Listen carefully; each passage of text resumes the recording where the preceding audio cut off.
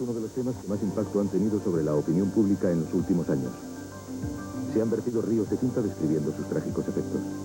Se ha especulado sobre sus orígenes, hasta crear auténticas novelas de espionaje. Se han desatado locas esperanzas cada vez que un nuevo medicamento apuntaba posibilidades de curación, y todo ello ha estimulado reacciones de pánico que poco o nada ayudan a un enfoque racional de esta terrible enfermedad.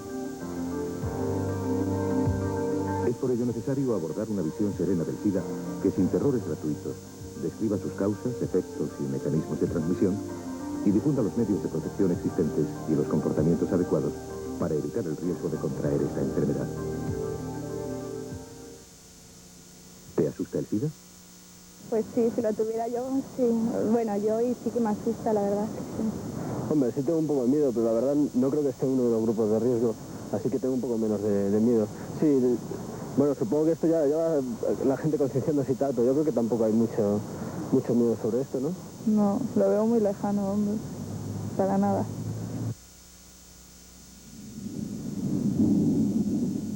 En ciertos sectores se ha titulado la enfermedad como el gran castigo divino, la peste del siglo XX o el terror de nuestro tiempo.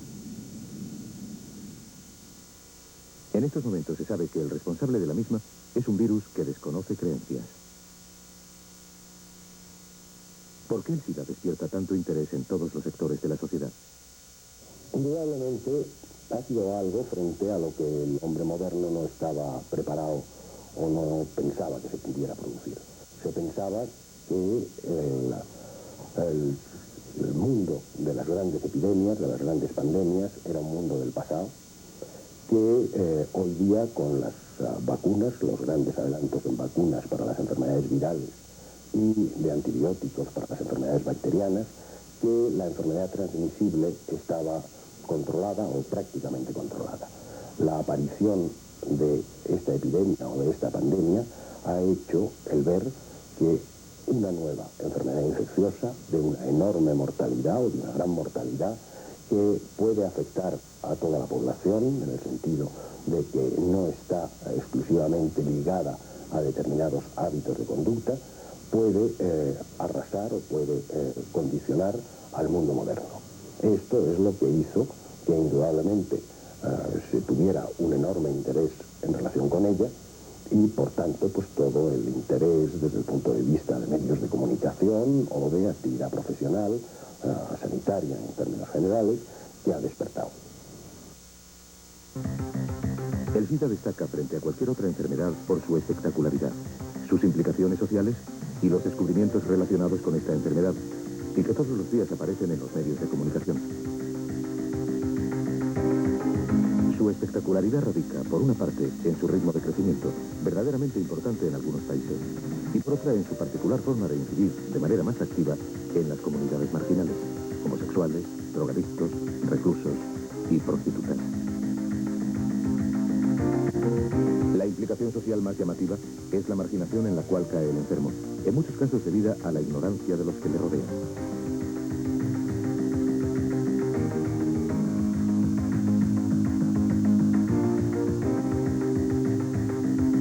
SIDA son las siglas de la expresión síndrome de inmunodeficiencia adquirida.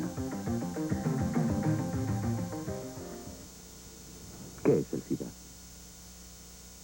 El SIDA es una enfermedad infecciosa, una enfermedad transmisible, una enfermedad que se contagia, caracterizada por una falla o una destrucción del sistema inmune, del sistema de defensas, por lo cual el individuo queda desprotegido frente a una serie de enfermedades infecciosas que se denominan oportunistas, precisamente porque en el individuo sano tienen poca importancia y sin embargo en este, con las defensas disminuidas, van a producir enfermedades graves, generales, y que van a conducir con una gran frecuencia a la muerte.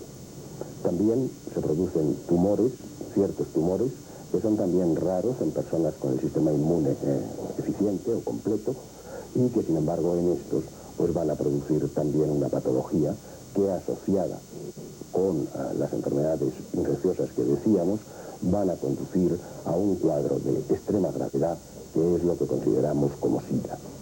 Ahora bien, hay que considerar que este cuadro SIDA, esta enfermedad SIDA, no es más que el final de la infección por una serie de virus conocidos como el virus o los virus de la inmunodeficiencia humana, que en algunos enfermos van a conducir a este tipo de enfermedad, mientras que al menos durante muchos años, y muy probablemente no en todos los individuos, van a producir una infección asintomática o una enfermedad o distintas enfermedades menores en cuanto a menos graves, que conocemos como complejo de la linfadenopatía crónica generalizada persistente, etc. Pero concretar que el SIDA es esta enfermedad grave, que es el final de la infección por estos virus. El SIDA aparece tal y como lo conocemos en la actualidad a comienzos de los años 80. Se descubre en Estados Unidos un grupo de enfermos jóvenes aquejados de manchas en la piel que se identifican como un tipo de cáncer verdaderamente raro, el llamado sarcoma de Kaposi. Los doctores se desconciertan, pues además de una enfermedad rara, su origen mediterráneo la hace bastante inexplicable en Estados Unidos y más todavía en gente joven. Los estudios posteriores de este grupo de enfermos y otros más que van surgiendo demuestran que, además del sarcoma de Kaposi, todos ellos presentan una pérdida importante del sistema de defensas del organismo y por tanto se trata de individuos con un enorme riesgo de adquirir infecciones. Inmediatamente se sospechó que un agente externo destruía sus defensas. A partir de ese momento, muchos más enfermos engrosaron la lista de pacientes con sarcoma de Kaposi y un sistema de defensas dañado, llegándose a identificar el agente externo productor. Era un virus. Los datos acerca de la incidencia de la enfermedad no son siempre fiables, ya que en ocasiones aparecen modificados a favor o en contra de los intereses del sector que los maneje. Sin embargo, fuentes oficiales estimaban que, a finales de 1986, la población mundial afectada por el virus oscilaba entre 5 y 10 millones de personas. De ellos, unos 2,5 millones en África. Entre 1,5 millones y 2 millones en Estados Unidos. Y 500,000 en Europa. Su distribución no es homogénea. En África, la enfermedad alcanza por igual a hombres y mujeres, mientras que en Europa y América, el primer grupo afectado es el formado por hombres con prácticas homosexuales, seguido de los drogadictos intravenosos. En estos momentos, ¿qué cifras se manejan en España de personas afectadas por el SIDA?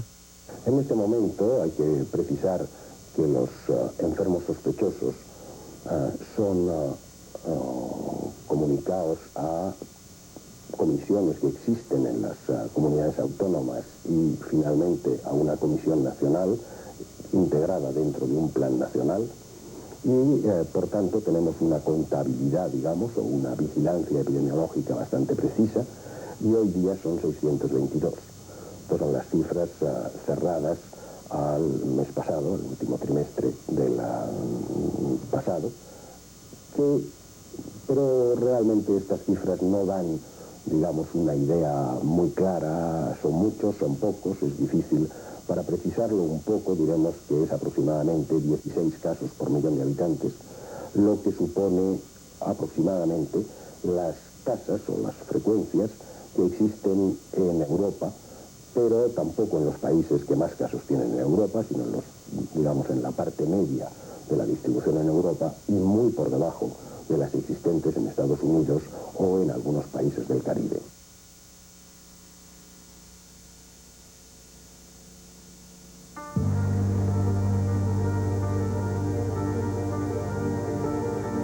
El SIDA es una enfermedad del sistema de defensas inmunitarias provocada por un virus. Al identificar el virus se le dieron distintos nombres, pero la Organización Mundial de la Salud unificó criterios decidiendo darle el nombre VIH. VIH son las siglas de virus de la inmunodeficiencia humana. Los virus son partículas muy pequeñas que podemos imaginar como una cápsula de medicamento. La corteza de la cápsula es una sustancia hecha de proteínas. En el interior se encuentra un ácido orgánico en el cual está grabado el comportamiento del virus. Esta estructura tan simple y ligera de los virus les dota de una gran resistencia en el exterior, permitiéndoles una fácil diseminación. Los virus no pueden sobrevivir de manera independiente y dependen de una célula viva a la cual tienen que parasitar. Los virus eligen cuidadosamente las especies vegetales o animales donde se van a albergar y solo infectan a aquellas en las cuales se puede desarrollar favorablemente. Todos los seres vivos, desde las bacterias hasta el hombre, tienen sus propios virus que escogen distintas células donde desarrollarse, siendo los animales de sangre caliente los más solicitados. Hasta el momento se han detectado numerosos virus en el hombre capaces de producir enfermedades graves.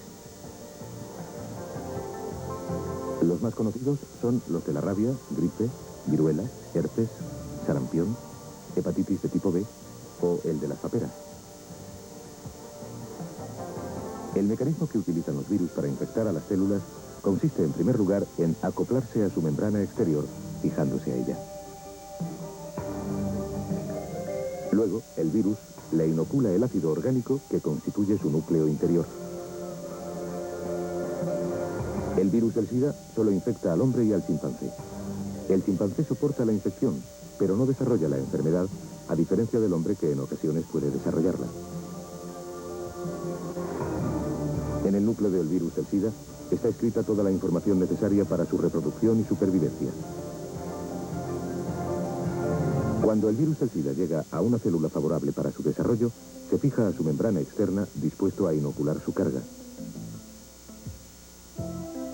El virus queda de esta forma integrado dentro de la célula humana. Este virus puede permanecer indefinidamente en el interior de esta célula. Cada vez que la célula se divida, transmitirá su herencia venenosa a las células hijas. La información contenida en el núcleo del virus permanece así indefinidamente en la célula, multiplicándose con ella. Así alojado, es fácil comprender que el virus del SIDA puede permanecer en las células de un organismo humano hasta el fin de la vida. En ocasiones se mantiene dormido o aletargado en la célula y se transmite también dormido a las células hijas. Esta capacidad del virus del SIDA de permanecer callado dentro de la célula durante largos periodos de tiempo explica el prolongado periodo que a veces transcurre entre el comienzo de la infección y la aparición de la enfermedad. Se han detectado casos en los cuales un individuo ha portado el virus más de 5 años, desarrollando luego la enfermedad. Por el contrario, en otras ocasiones, ocurre que tras el contagio, la célula infectada comienza a producir copias del núcleo del virus que elaboran su propia cápsula proteica y salen al exterior. De este modo se reproduce el virus, infectando seguidamente a nuevas células. En este caso, el individuo padecerá la enfermedad. ¿Desde cuándo sabe que es portador del SIDA? Mira, hace unos 15 o 20 días tenía alguna sospecha que pudiera estar contagiado. Me hice unos análisis y en efecto, dio positivo. ¿Tiene algún síntoma fuera de lo normal? No. Yo soy portador, no padezco la enfermedad. Sí, son cosas muy diferentes. ¿Por qué se despierta el virus de la célula y no permanece siempre dormido? En realidad, el mecanismo que desencadena esta multiplicación del virus todavía se desconoce. Sin embargo, parece ser que la presencia de otras enfermedades vírusas, la gripe por ejemplo, acelera este proceso y hace que una célula donde aparecía el virus aletargado comience a reproducirlo. Cuando el virus comienza a reproducirse, resulta incompatible con la vida de la célula en la cual parasita y acaba destruyéndose. ¿Cuánto tiempo hace que padece la enfermedad? Pues unos 6 o 7 meses, una cosa así. ¿Cuánto hace que comenzó a sentir los primeros síntomas? Pues 2 meses antes de que supiera que la tenía. Porque estaba quedando débil, flaco. Tenía también algo de fiebre y me salieron unos bultitos en el cuello, los ganglios. Muy mal, muy mal. sabe quién le pudo contagiar? No, y mira, tampoco me interesa, no sé, no quiero saberlo. Mientras ocurre todo esto, el organismo no permanece inactivo. El cuerpo humano está dotado de eficaces sistemas de alarma que entran en funcionamiento cada vez que una célula de origen desconocido se cuela dentro. Igual que los ojos lloran si el polvo entra en ellos, las células pilosas de las vías respiratorias entrarán en acción cuando un resto de comida circule por caminos que no le corresponden. En la sangre, las células de la inmunidad lucharán contra cualquier partícula desconocida, haciéndole frente. Esto ocurre en el caso del sarampión, por ejemplo. Los virus del sarampión se multiplican rápidamente, pero el sistema inmunitario creará unas defensas específicas que conseguirán aniquilarlo. El sarampión y otras enfermedades hacen crear al cuerpo defensas cuya receta permanece en la memoria del sistema inmunológico. De esta manera, si de nuevo el organismo se encuentra con el virus, rápidamente el sistema inmunitario recordará la receta para formar anticuerpos del sarampión. En poco tiempo, en la sangre aparecerán cantidades enormes de las mismas defensas que en su momento ganaron la batalla al virus del sarampión, derrotándolo de nuevo. Y esta vez sin síntomas para el paciente. Por este motivo, rara vez una persona padece 2 veces el sarampión. Entonces, si el cuerpo está tan bien dotado, ¿por qué no hace lo mismo el sistema inmunitario al encontrarse frente al VIH responsable del SIDA? Decíamos antes que cada tipo de virus elige cuidadosamente las especies donde va a parasitar, y dentro de estas, aquellas células más afines y adecuadas para su desarrollo. En concreto, el virus del SIDA elige para instalarse precisamente las células del sistema inmunitario, es decir, las encargadas de eliminarlo. Existe una gran afinidad entre el virus VIH y una variedad de linfocitos o glóbulos blancos de la sangre humana, los llamados T4, especializados en detectar los virus y decidir cómo se les debe atacar. Son algo así como el estado mayor del sistema inmunitario. Pues bien, ocurre que el VIH tiene la habilidad de parasitar precisamente en estas células que forman el estado mayor del sistema inmunitario humano. La membrana del virus infectante se pega a la membrana del linfocito y a continuación el contenido del virus penetra en el interior de la célula. De esta forma, el virus del SIDA pasa ni más ni menos que a formar parte del programa genético de las células encargadas de crear el sistema defensivo del organismo. Su camuflaje es perfecto. Después de esto, puede que el virus permanezca meses, años o para siempre silencioso dentro de la célula y no entorpezca su funcionamiento normal. En este caso, decimos que la persona es portadora del virus. Pero también puede comenzar a reproducirse de manera autónoma, comenzando el ciclo infernal. Una persona infectada, y por lo tanto portadora, puede no mostrar síntomas clínicos durante meses o incluso años. Este largo periodo de infección sin síntomas durante el cual una persona portadora puede infectar a otras, complica terriblemente el control del esparcimiento del virus.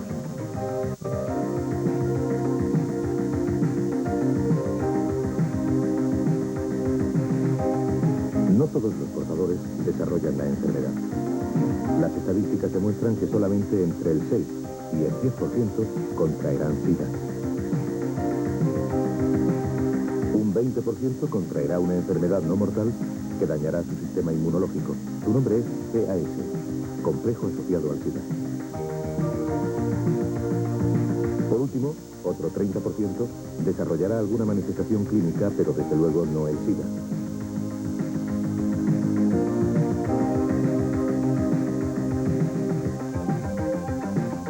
Los expertos en el tema parecen coincidir en que las vías de contagio del SIDA son fundamentalmente la sangre y el semen. ¿Cómo cree que adquirió el SIDA? Bueno, mira, sabes, yo que soy drogadicto, ¿no? Me chuto. Y compartiendo jeringuilla, creo que ha sido como he cogido la enfermedad. El virus se incorpora al torrente sanguíneo del individuo sano durante las relaciones sexuales con personas infectadas. Las heridas o las erosiones de la piel son puertas abiertas a la entrada del virus en el organismo. También existen otros caminos de contagio, como las transfusiones de sangre o el consumo de hemoderivados infectados. Y, desde luego, utilizar jeringuillas y agujas contaminadas. ¿Preguntarías a tu compañera sexual por su historia antes de tener relaciones con ella? Hombre, le preguntaría si no la conociera de nada. Si la conociera de tiempo no creo que haría falta. Una madre infectada puede transmitir la enfermedad a su hijo durante el embarazo o el parto. Los estudios no muestran evidencia de que la enfermedad se transmita por contactos casuales, incluso con actividades diarias, aunque el virus ha sido aislado no solo en sangre o semen, también en otras secreciones humanas, saliva, orina y lágrimas. Tampoco hay evidencia de que el virus se transmita por el aire, los estornudos o los saludos casuales. No son una exposición suficiente para adquirir la enfermedad. Beber en un vaso, las picaduras de insectos o vivir en la misma casa que un paciente, hasta el momento, no parecen ser tampoco puntos de contacto suficientes como para adquirir la infección. De todo esto se puede deducir que no es tan fácil adquirir el SIDA y, por lo tanto, lejos de dejarnos llevar por el pánico, hay que poner en práctica ciertos hábitos encaminados a protegernos y proteger a los demás.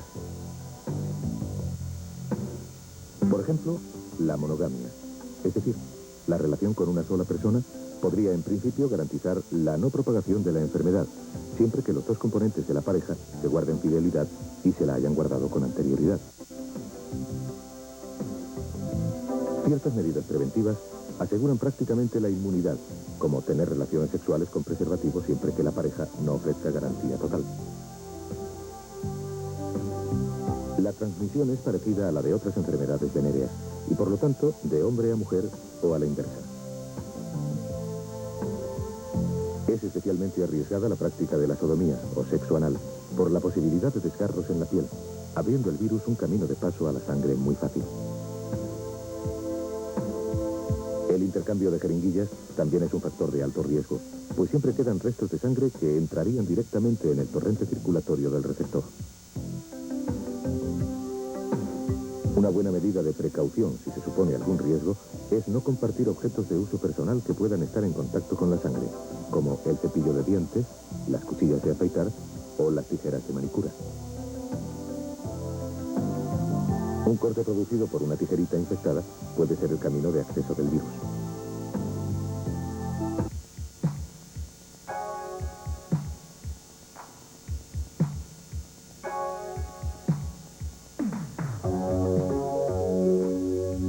En muchos lugares donde se utilizan objetos que pueden entrar en contacto con la sangre, están apareciendo autoclaves y otros elementos de esterilización. De hecho, ocurre que el virus VIH es bastante vulnerable a las medidas de higiene más básicas. Por ejemplo, se destruye con agua de lejía o con alcohol, y desde luego mediante el calor. En el caso de utilizar lejía, es suficiente mezclar 10 partes de agua por una de lejía. Una concentración superior al 20% de alcohol es también un buen agente de desinfección contra el VIH. El virus es también sensible al calor, quedando totalmente destruido al calentar el objeto durante media hora a 60 grados.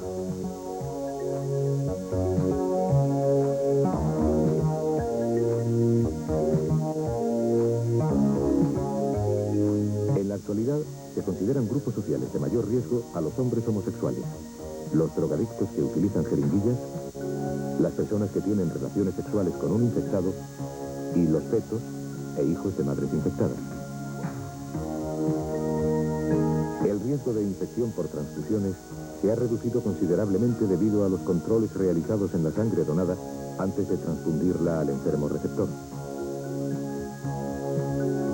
En un futuro próximo, se supone que el grupo que más expandirá la infección serán los hombres homosexuales y los drogadictos intravenosos, si bien posiblemente entre los primeros se frene este crecimiento debido al uso de preservativos durante sus relaciones. caso de adictos a drogas inyectables, el peso relativo del número de casos de SIDA ha crecido de forma espectacular. El 6% en junio del 85. El 12% un año después, junio del 86. Y 14% 3 meses después, septiembre del 86. La solución para frenar la transmisión en el caso de los drogadictos intravenosos es utilizar una sola jeringuilla para cada uso. En la actualidad, las únicas oportunidades para alterar de forma favorable el curso de la epidemia es la información, y con ella el cambio de hábitos. La educación pública, y en concreto la de los jóvenes, será uno de los mayores frenos que se opongan a la expansión de la infección. ¿Cómo te sentirías seguro frente al SIDA? Yo me siento seguro, no tengo ningún problema. O sea, el rollo es mantener una pareja estable y nada más. Si el problema con contagio es por diferentes historias, ¿no? Pues haciendo todo lo que te informan que hagas, poniendo las precauciones necesarias, ¿no?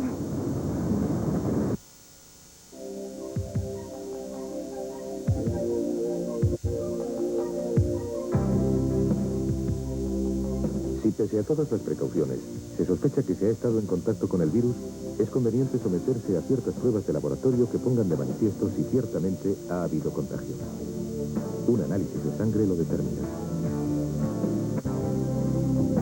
Hay que tener en cuenta que una prueba positiva no significa que la persona esté enferma de SIDA ni que vaya a desarrollar la enfermedad necesariamente. La prueba positiva significa que ha estado en contacto con el virus y que puede transmitirlo, pero es posible que nunca padezca la enfermedad. Existen métodos de detección fáciles de utilizar y no demasiado costosos. La tarea consiste en detectar anticuerpos creados por el organismo como respuesta a la agresión del virus.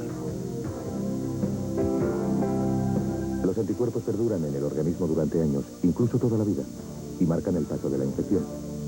El método más extendido para la detección del virus VIH es el llamado ELISA, y se lleva a cabo de forma sistemática en los bancos de sangre para evitar posteriormente transfusiones de sangre contaminada.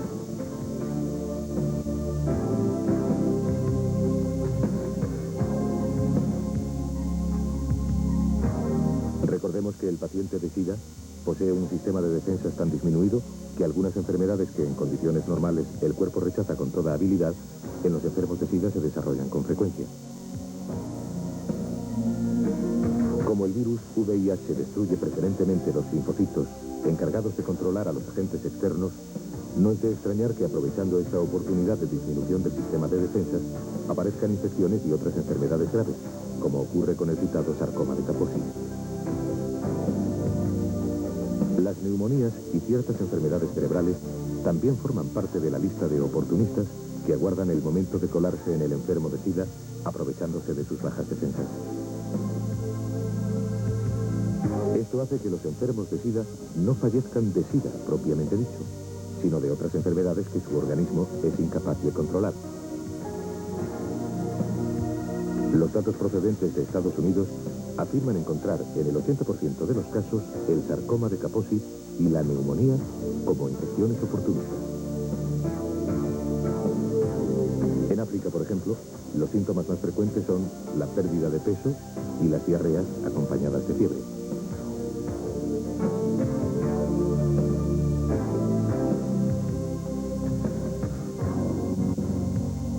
Uno de los problemas que citan los científicos es la rapidez con que cambia el virus del SIDA. Se transforma rápidamente, igual que le ocurre al virus de la gripe, lo que dificulta tremendamente la obtención de una vacuna general. ¿Hay algún medicamento eficaz contra el SIDA? Frente a la enfermedad, se puede decir que los medicamentos están dirigidos fundamentalmente frente a las infecciones oportunistas que mencionábamos antes o frente a los tumores que también comentábamos. Ahora bien, frente al virus en sí, frente al virus de la inmunodeficiencia humana, hoy día disponemos sí de un medicamento que es la acidotinibina. Este medicamento es eficaz, lo que pasa es que tiene todavía ciertos problemas en el sentido de que tiene cierta toxicidad y que por otra parte pues todavía se tiene poca experiencia en cuanto al tratamiento, no ya de los enfermos de SIDA, de la que se va teniendo más información y que es bastante eficaz, sino frente a otras de las patologías que comentábamos antes, como el complejo relacionado con el SIDA, o en zonas de la infección o en momentos de la infección más leves, todavía no se está usando precisamente por su toxicidad. Entonces, tenemos un medicamento eficaz, pero desgraciadamente que solo se está usando en las fases finales de la enfermedad.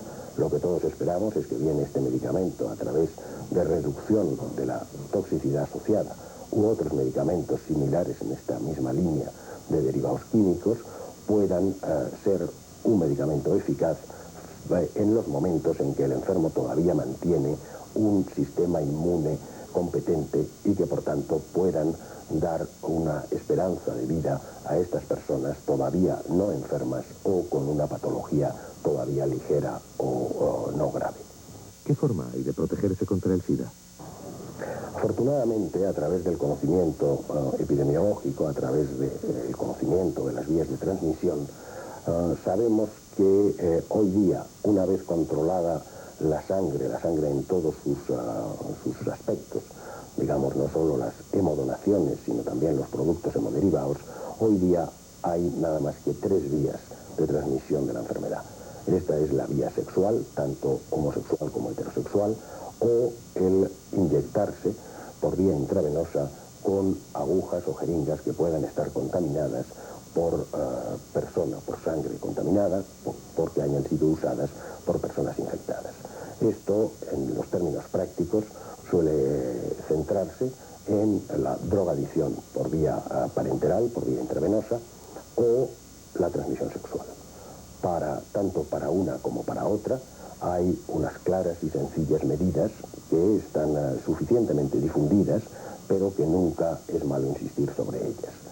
Frente a la drogadicción, independientemente de si la persona se pincha o no se pincha, si lo hace, debe hacerlo con material estéril. Esto es sencillo de hacer y por tanto es una medida absolutamente eficaz de que la drogadicción, además de sus problemas, no lleve consigo la infección por este virus. En cuanto a las relaciones sexuales, indudablemente el uso de una medida tan sencilla como el preservativo da una garantía, podemos decir, poco menos que absoluta.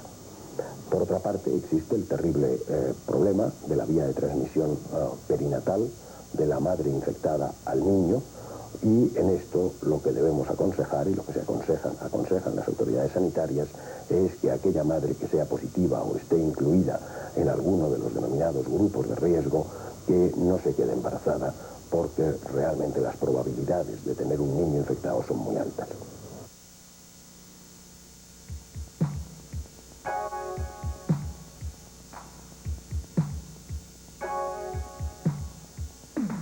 Como síntesis, haremos un resumen de las características más importantes del SIDA.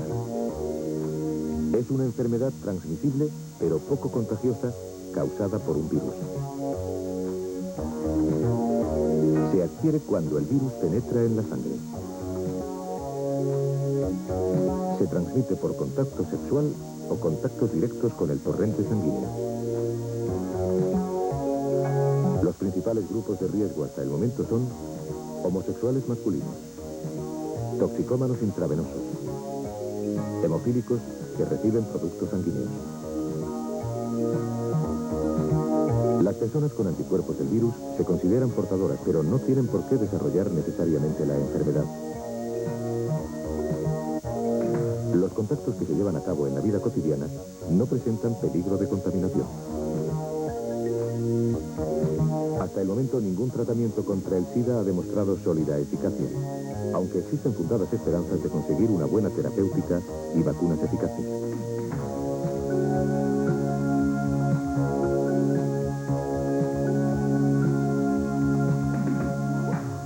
En cuanto a la protección contra el SIDA, existen ciertas normas de comportamiento eficaces. La mejor forma de protección para el drogadicto es abandonar el consumo acudiendo a un centro asistencial y sometiéndose a tratamiento. Pasará una temporada difícil, pero en ningún caso más de la que esté pasando ahora. de continuar con las drogas, no se pueden compartir agujas, jeringuillas ni objetos que puedan estar contaminados. Un solo contacto puede ser suficiente para infectar. El uso conjunto de jeringuillas por los toxicómanos intravenosos es un gran riesgo de infección. Cuantas menos parejas sexuales se tengan, mejor. El SIDA favorece la monogamia en el sentido de que da seguridad. Si no se tiene seguridad en la pareja, es conveniente el uso de preservativos. El empleo del preservativo durante las relaciones sexuales es el método más eficaz para prevenir la infección. Se deben evitar sodomías y relaciones orales. No es conveniente compartir objetos de uso íntimo, tijeras de manicura, cepillos de dientes, hojas de afeitar. Las mujeres que piensen que alguna de sus relaciones es dudosa y que por tanto puede tener alguna probabilidad de infección, debe consultar al ginecólogo antes de quedarse embarazada. Doctor, ¿se puede decir que la muerte por SIDA es, en cierto modo, una muerte por ignorancia? Si consideramos las vías de transmisión y las medidas relativamente sencillas a que nos hemos referido, se puede decir que sí. O sea, hoy día ninguna persona que tenga un mínimo de información, y afortunadamente, y en gran parte debido a los medios de comunicación social, esta información ha sido suficientemente divulgada, independientemente de que todas las autoridades sanitarias, comités ciudadanos, comités antisida, organizaciones gay, etcétera, etcétera, la estén difundiendo y debe difundirse, pero en cierta manera hoy la muerte por SIDA se puede decir que es una muerte por ignorancia si indudablemente no se toman estas medidas que son sencillas, que son asequibles y que realmente no hay más que tener esta información. Indudablemente esto para las personas adultas puede ser más sencillo. Debemos hacer un hincapié, y se está haciendo hincapié, y debemos hacerlo todos, sobre la parte más sensible de este espectro, que indudablemente es la juventud que empieza a asomarse al sexo o que pueda empezar a asomarse al hábito de la droga intravenosa. Ahí es donde indudablemente hay que llevar esta información y hay que llevar la conciencia del gran peligro individual que supone esta enfermedad para la persona afectada.